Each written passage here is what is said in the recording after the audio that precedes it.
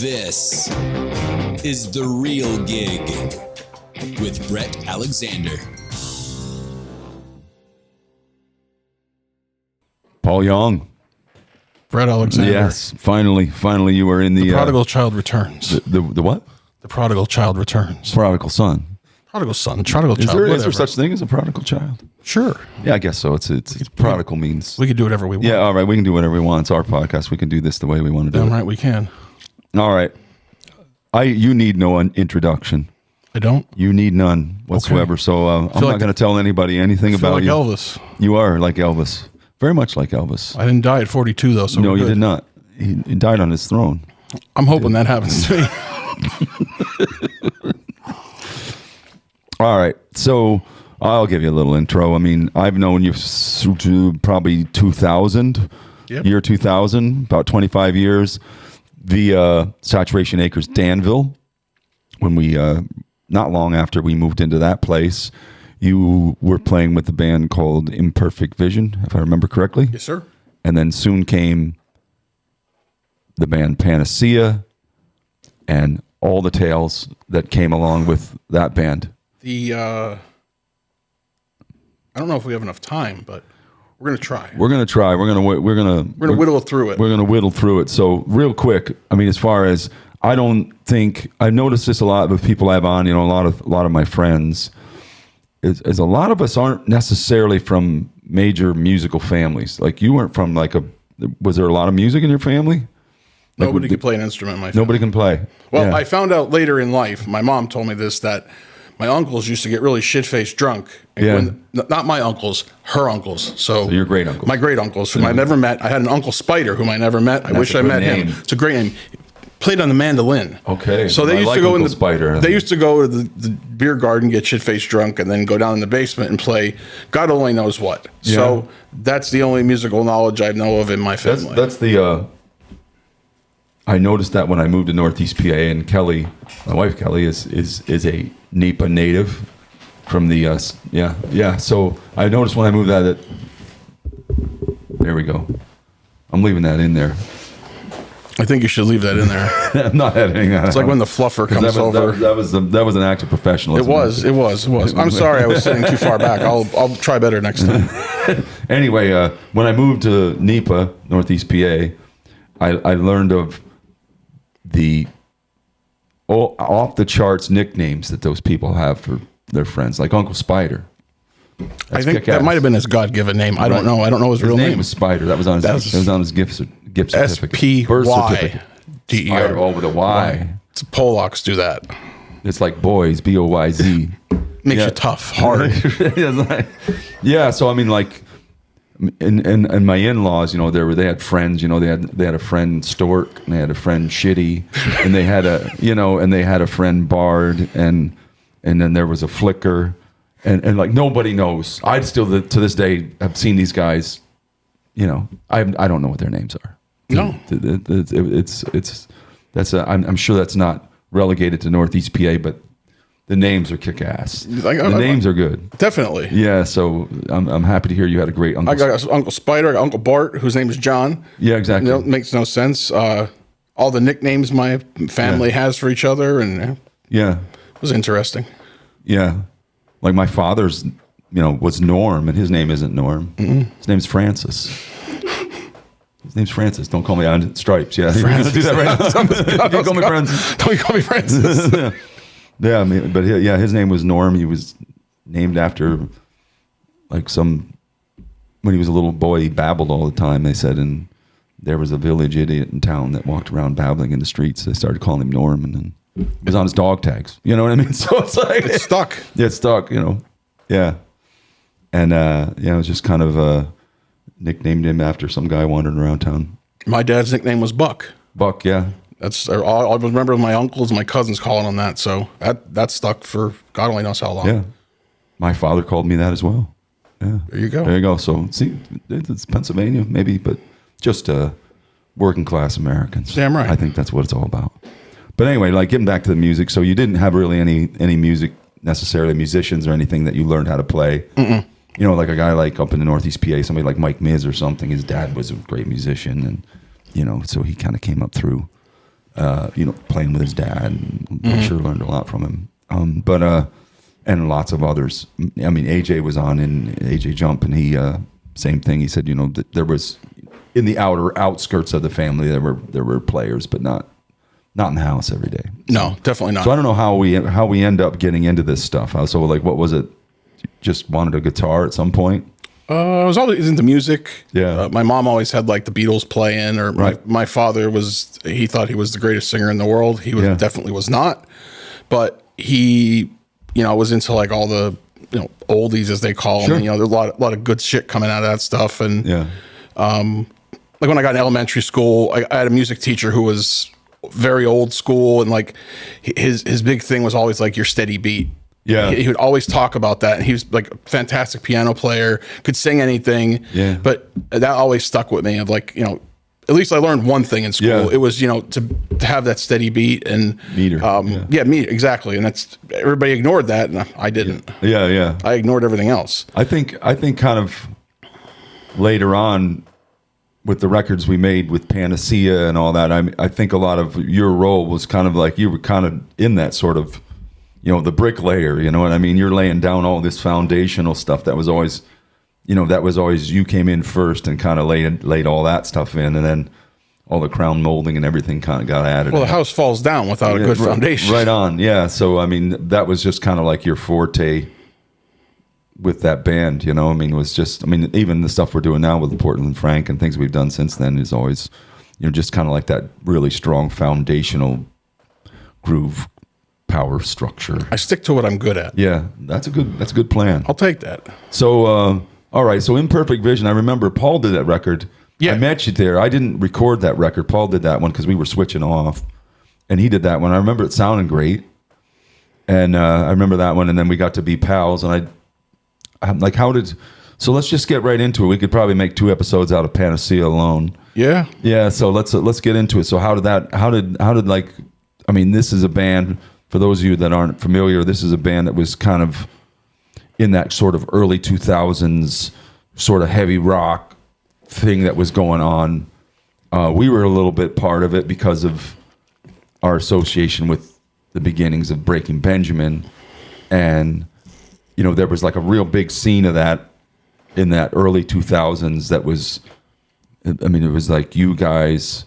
There was Panacea, there was Breaking Benjamin, Idolize, Owen's Grudge, Spit Can, Ashfall, Spit Can, and I just remember there's probably more, but those are, and we probably worked with them, but just off the top of my head, and these guys were all, you guys. It was funny, like one night one would open for the other.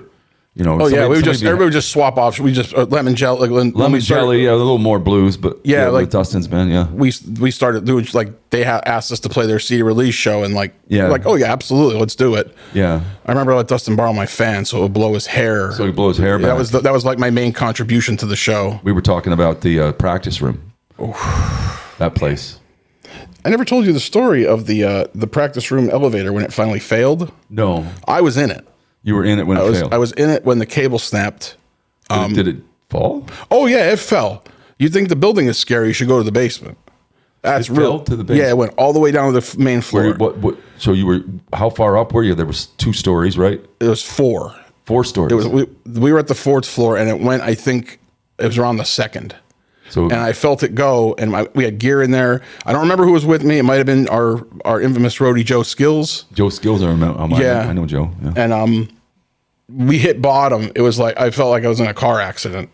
Like, and then we had to carry. Like, we were like, well, what are we gonna do? Well, we're okay. We didn't really get hurt, mentally scarred, but I'm like, well, we still got to carry this diesel up these goddamn steps. How'd you get out? There was stairs to the basement. So you're in an elevator. How'd you get it open? It was the door was open at the bottom. Like the you could open the door. Okay. But it was open already because nobody ever went to the basement anyway. So you just kind of got out, but it's still a pretty wicked fall. I think that was the last time we were ever in the building. That'd be a hell of a way to go in that place. That'd be worse than going on the toilet. That would be nuts. Which is how the King went. Yeah. That place did not have one. No, it did not have a toilet. It did not. Actually, it did have a toilet, but we weren't allowed to use it. It was on the 2nd floor. I didn't know that. Yeah, it was there. We just weren't allowed to use it. So that's where, as Dustin has spoken about, the bucket. Yeah. And there was also, we called it the Christmas tree. It was a Christmas tree that somebody left there. And, we were going to go Merry Christmas, and, there you go. I forgot about that. I remember that. I almost died in that place twice. With the electric. Oh, the electrocution, yeah. You got electrocuted once. Yeah, I was fixing my amp. And this is Wilkes-Barre lore. Wilkes-Barre, PA. This place was the shithole of shitholes. If you've ever seen the movie Coming to America, when they were seeking meager accommodations, this is it. This place is real fucked up. Yeah, it's a real shithole. It was, and I was in there a lot with you guys because I was doing pre-pro for like Lemon Jelly and Panacea and yep. Who else was there? Other bands in there? There guys were the two main ones. There was another band on the second floor for a little bit. I don't remember who it was. I remember hearing different bands. Yeah, like the band that was below us. It might have been Owen's Grudge for a little bit. Yeah. Owen's Grudge and I have a long relationship. We always somehow ended up sharing practice spots next to each other. Yeah. Imperfect Vision shared practice spots with them, and it seems like every time I went somewhere, they were with us. Yeah, yeah. I remembered Barb Morrison. They were talking about in the city, all these bands that were kind of converging in the village, and the same thing. There's just some shithole building, that everybody uses and everybody rents for cheap, and you can kind of hear each other practicing through the walls, and then sometimes the stuff that's going through the walls gets borrowed, and the bands are using different stuff. Hey, that's mine. Yeah, or whatever. Oh, you stole that from me. Yeah, something like that. So that was that's interesting. So, but that wasn't at the beginning. I mean, the Panacea thing. How did the Panacea thing really kind of get started? Like the Panacea thing is, I think, a really good music business story for even somebody that's not familiar with the music, just because there's so many twists and turns to it, and some of it's a comedy, some of it's a tragedy, some of it, but it's a good story, But there's quite a few facets to it, so I'll let you say how it got started. I was in Imperfect Vision at the time, and I knew things were kind of not working out, and I just always go out to see what was going on. And somebody said, "Oh, there's this band playing at the Voodoo Lounge. You got to go check them out. Think you'd dig them." Okay. And I was there 5 seconds. I heard Tim open his mouth, and I was like, "Whoa." Yeah. Like next level. Like the guy could sing. He was amazing front man. I'm like, that would be something I'd be interested in, like if it ever came about. And a couple months later, they were looking for a guitar player, and I just kind of stuck my nose where it didn't belong as usual, and the rest is history. I didn't know them. I didn't know those guys at all because they're from here, like Central PA, a little more central, like Northumberland, Danville. Yeah, Tim was from Danville. Mike and Kevin were from like Northumberland, Sunbury. Yeah. So Mike, Kevin. So you were the only guitar player. Originally, there was another guitar player, but we there was somebody else that came in at one point.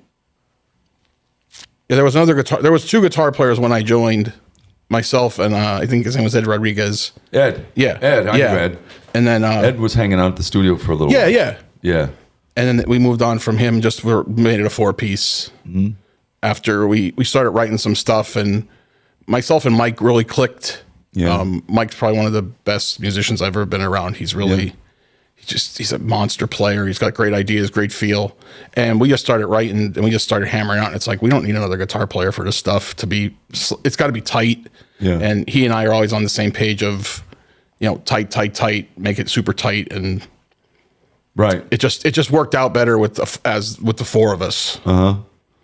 Yeah. So then that would have been the very first thing you guys did would have been Anodine as far as the recording, right? Correct. So that was an EP. Mm-hmm.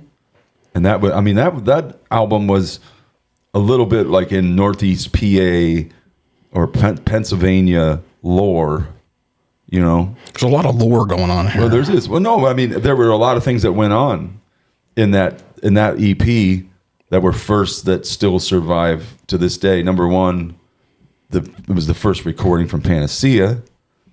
The name of the record was called Anodine, we had a song called Anodine that we were working on. Yep. you know, which didn't, well, it was called Your Anodine at the time, but that didn't come out till 2008 from the Badleys. We had the demo down there, you know, that we just we were playing it, you know, and you know, the name of the band was Panacea, and Anodine was a very good title. Yep, it worked. Yeah, it worked for that. And then also that was the first time, that the end of that one was where Additive was on there, right? No, Additive's on the first album. All or Nothing. All or Nothing. Okay, so because Additive would have been the first time that Nike played on anything for me. Like that was down the line. But yeah, the Additive song was the first time that, I mean, I'd done recordings and a couple records with Nike, but I never hired him to play on an album before. Yeah, it wasn't something specific. Yeah, and that was the first time that we did that. You know, was on Anodine, and you know, hundreds of times since then. You know, so a lot of firsts, a lot of things. You know, kind of like the whole Panacea crew was a hub. Oh yeah, yeah, of things that went on after that. So all right, so what do you remember about making Anodine, the first EP?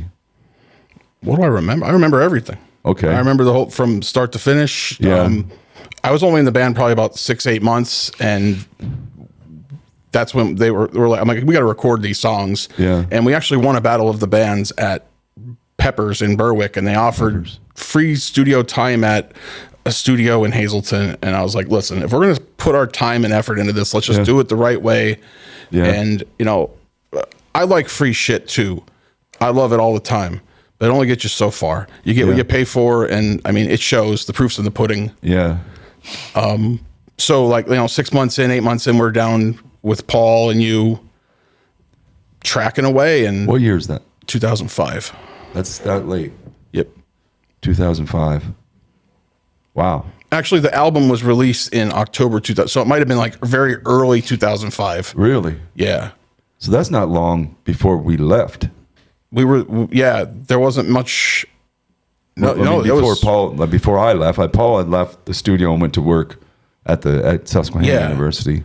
And I was there by myself. And then, because I mean, within a year or two after that, the next record was, I think, one of the last.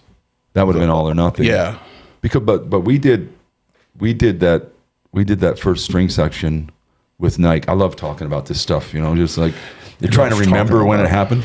Yeah, but we did that string section with Nike in Danville. Yep, the very first one. Correct.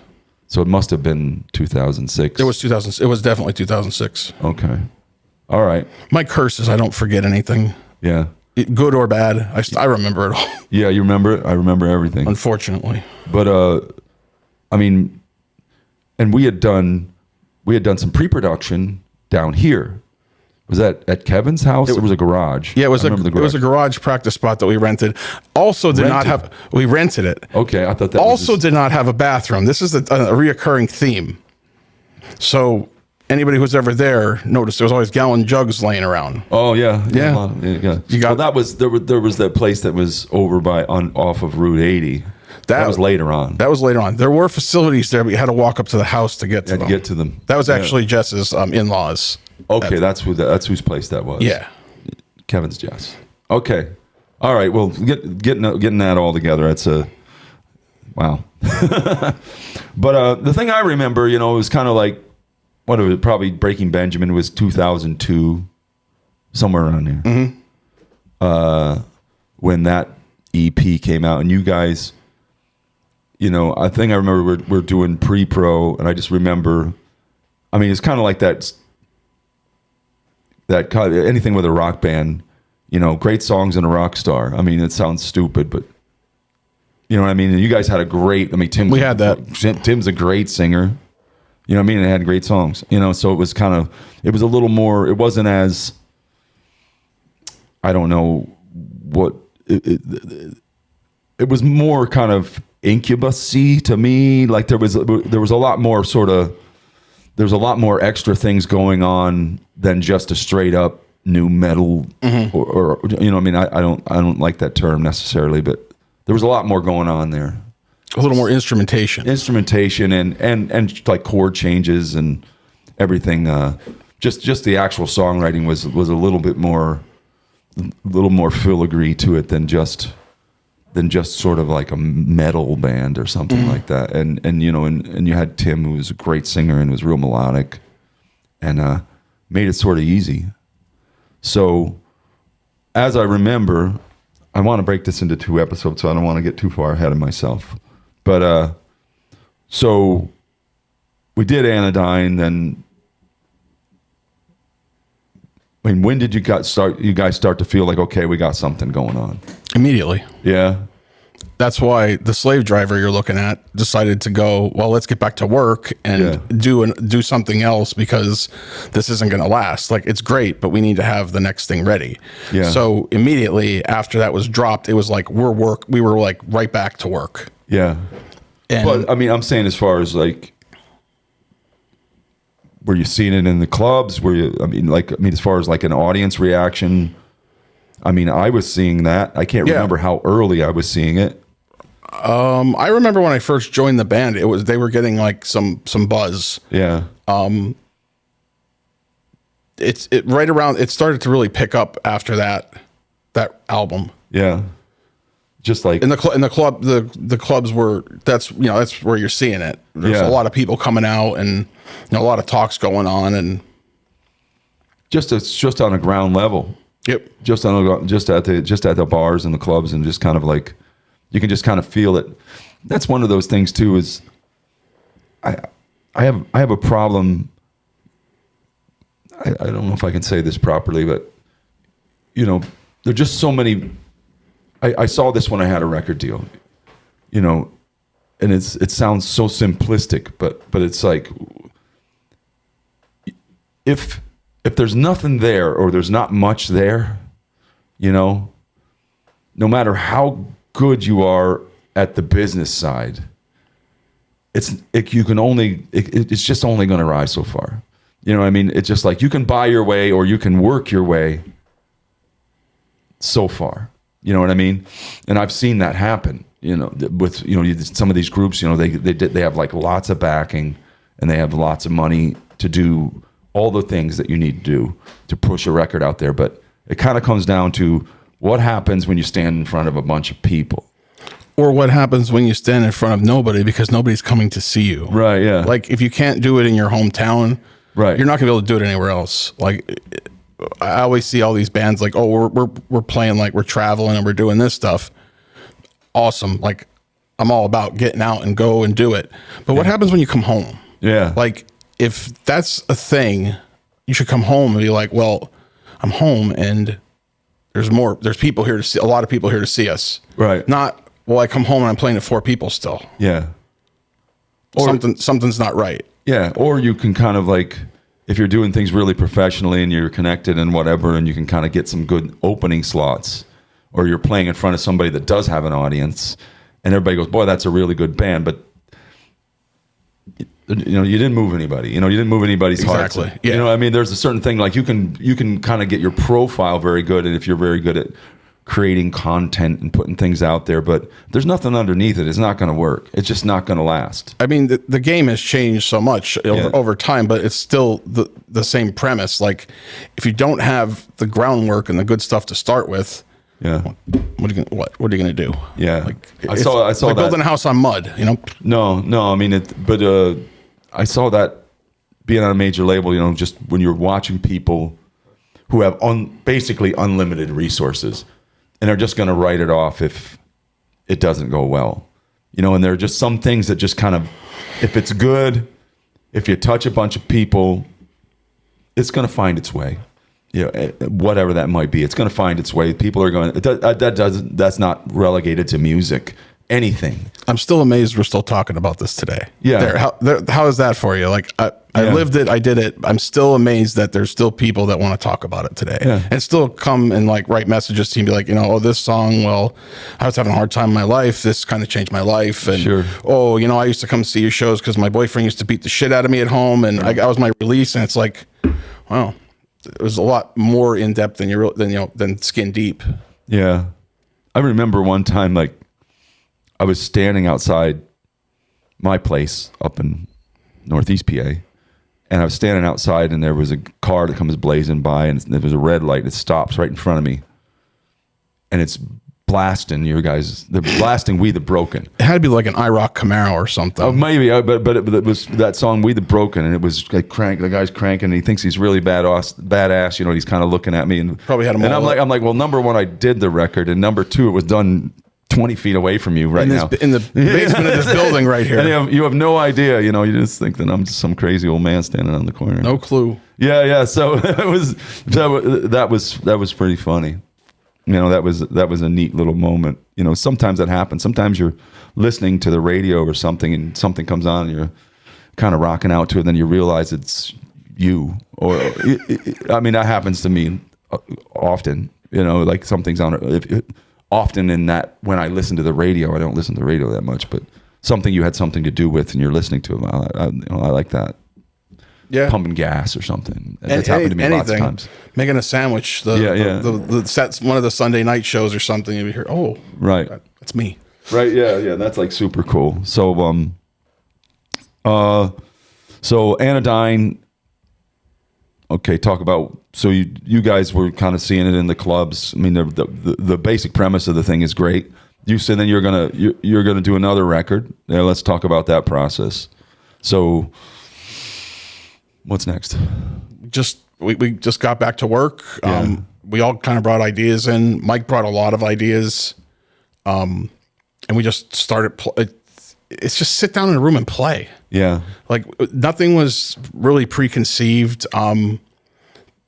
They had Anodine. Actually, Anodine, that song was only the first part. They had that. It was a Mike riff, that bass riff, and it was the same thing over and over, repeating. Tim had what he had, and that's kind of where it stopped. And when you came in, we were like, well, you wanted it. You're like, we need another part, and we could kind of get back to this. And we just put the work in. Yeah. We sat there and we played and played and played and tweaked.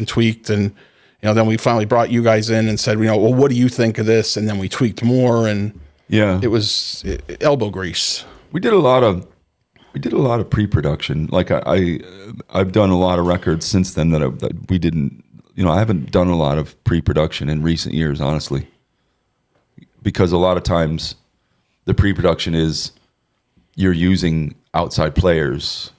Yeah. You know, like there's not a lot of bands anymore. Nope. I mean, in Pennsylvania, in this area anyway, there's not a lot of bands, and I mean, you know, there's not a lot of places for a band to play. Breaking shit here. Yeah, that's all good. There's not a lot of places for a band to play and to exist. And I mean, you guys would have been doing a lot of your own music. You would have been playing probably 3-4 nights a week, I guess, rehearsing. Definitely two shows a week. And we would rehearse, like in the early days, it was like 2-3 days a week. Of rehearsal. Plus, and then there would be days that would just myself, Mike, and Kevin would show up and just work on music. Yeah. So there was never a dull moment. Yeah. I mean, if I was driving an hour and a half, we were doing something. Right. Well, that's true. Yeah, I mean, you guys are, there was always that sense of work with it. I mean, you guys came to work. I remember that. I remember that with the pre-production. There was always that sense of there was work going on. It wasn't a party, which paid dividends. When was the first time? Now, as I remember, I'm kind of getting ahead of myself, but as I remember, you got, like, when was the first time? I feel like there was like 3 different instances.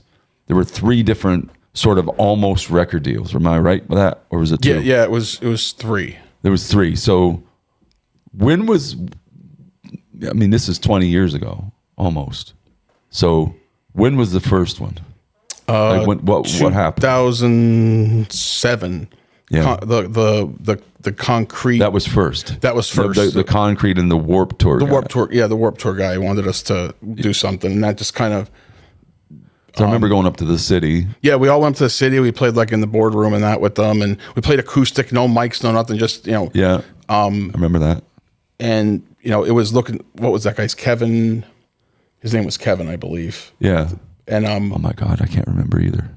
Bob Shaparty, I believe, was the other. Yeah, guy's yeah. name. I remember Bob, but Kevin was the Warped Tour guy. Yeah, was the main guy. And I guess just, you know, we were. It could have been like a bad lease thing, you know, where we're going to sign on, and all of a sudden that whole thing just collapsed. I don't remember why, because then we had Jeff Zippler had kind of brokered that. I think it was fine. Their financial stuff just went out the drain. Right.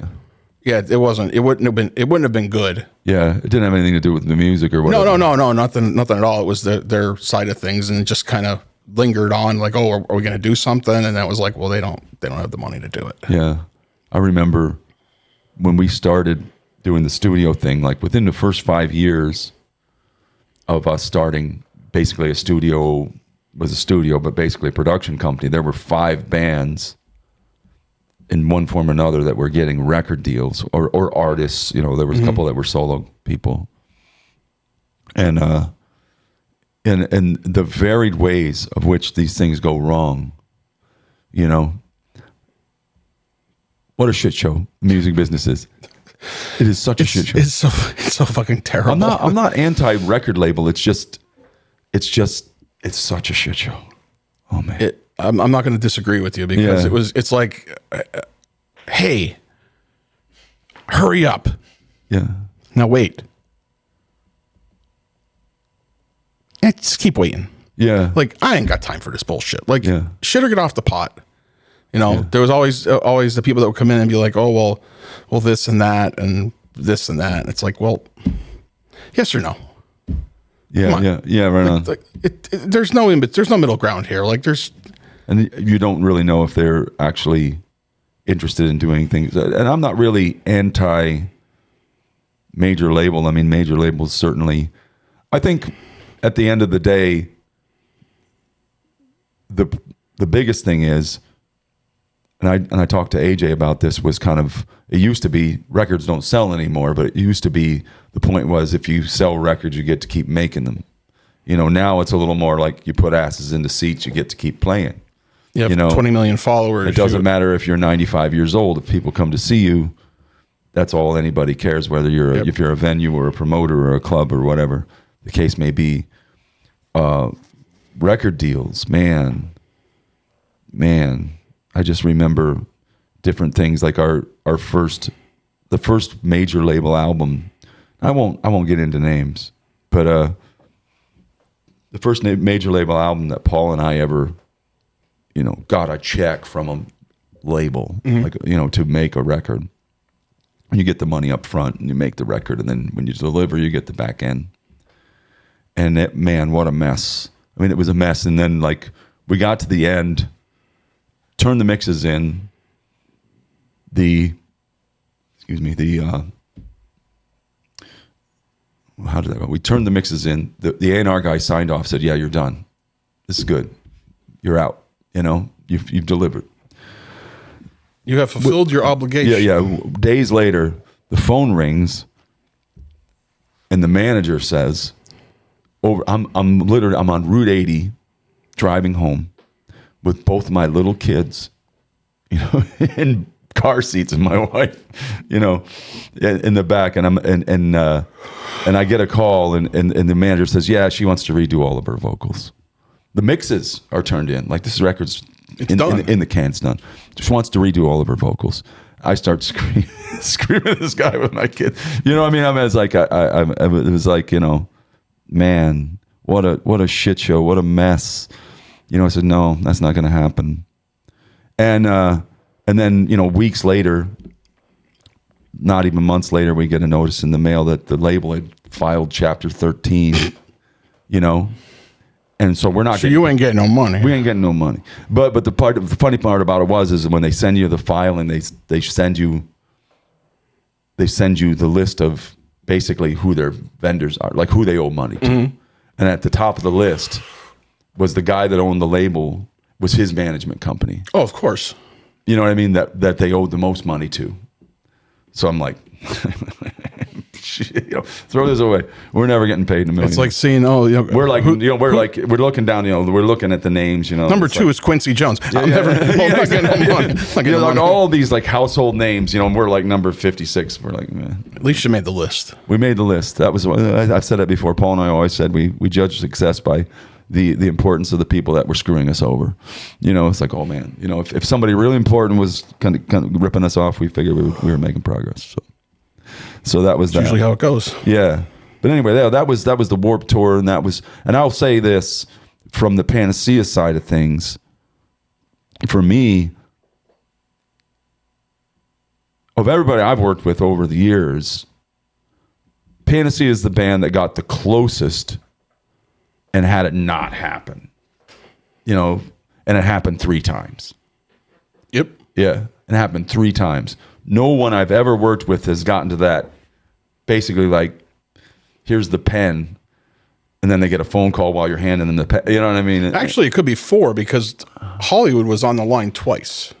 I don't know. I mean, I know Jason Jordan was. Yeah, that's. But I don't remember him ever saying, yeah. I remember him being around. Yeah, they were poking around, and we played a show with the drama club, and he was there, and he showed interest, blah blah blah blah blah. Right. And then years later, after we did We the Broken, his interest was repeaked. Yeah, I remember him coming back. Yeah.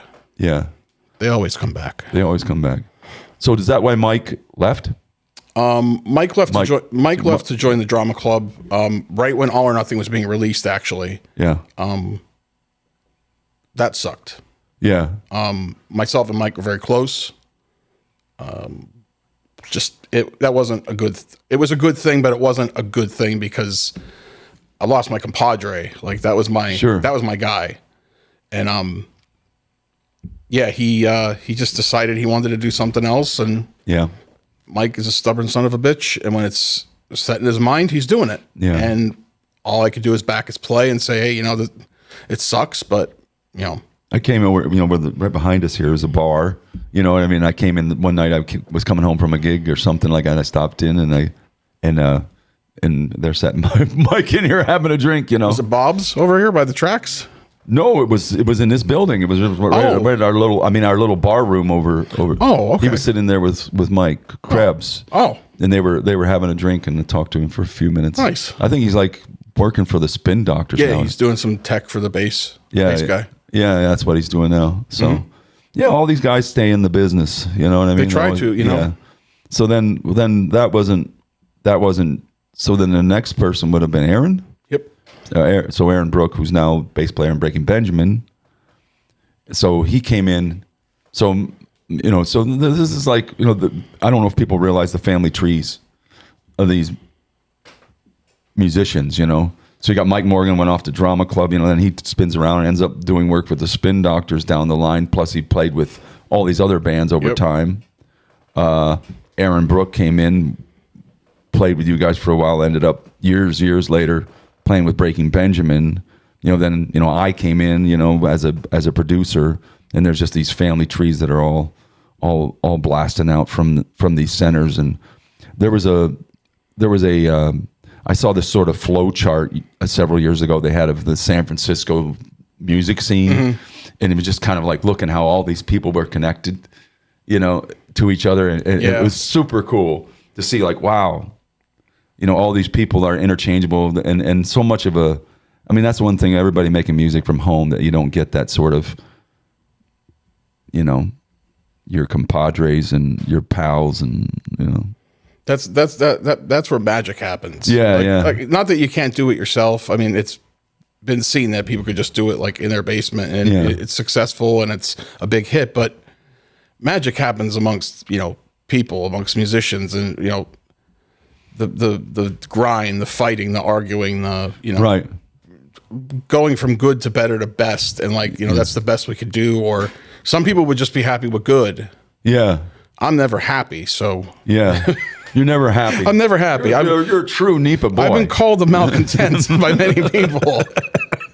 You're a true NEPA boy. I am. That's a coal miner mentality. Yep. Yeah. Got $10 million in the bank. Fucking miserable. Nobody knows it's buried out in the backyard. It's buried in the backyard in a coffee can. Yeah, right. You got to go out and do some midnight gardening. I got to go drink now. Yeah, right on. So, yeah. Well, kind of like, I think basically what we've done here is just kind of talking here today, just kind of getting into this sort of the road up, and I'll ask you this, up to this point, what would you have done differently at the beginning stages if you were starting over? as far as that kind of, as far as like where this went? Nothing. Yeah. It was real. Yeah. We put the work in. It was from the ground up. It wasn't fabricated. Yeah. It wasn't like somebody came in and they're like, oh, here's all these songs, just go play them. Yeah. We worked at it, and I don't know, hard work never hurt anybody. No, it didn't. It doesn't cost you anything extra to have a little bit more hustle. Yeah, it doesn't. And I've always said this about myself. I know I'm not the greatest guitar player in the world. Yeah. I know I'm not the greatest musician in the world, but by fuck, you're not going to outwork me. Yeah. Like, I will work to prove a point. Yeah. You're not going to outwork me. I'm neurotic about that. And you know that. You've seen some of the nonsense messages I send at 3-4 in the morning about stuff. Do. And yes, you do. And it's out of nowhere. It's out of right field of like, oh, well, I want to do this. Or I want to do that. My wife's like, who are you talking to? It's like 1:30 in the morning. Yeah, I get that too. Who the hell are you talking to? It's Pauly. Talking to my girlfriend. And it's a picture. That's a picture of Bret. And I was like, that's who I'm talking to. Like, who do you think I'm talking to? There's no close the laptop and go home and don't think about it. Nope, it never shuts off. It's just constantly in the mind. That's awesome. All right, well, that's I'm going to leave that for episode 1, and then we'll get into the meat of the next one. Sounds good. All right, buddy. This podcast was produced by Stone State Entertainment.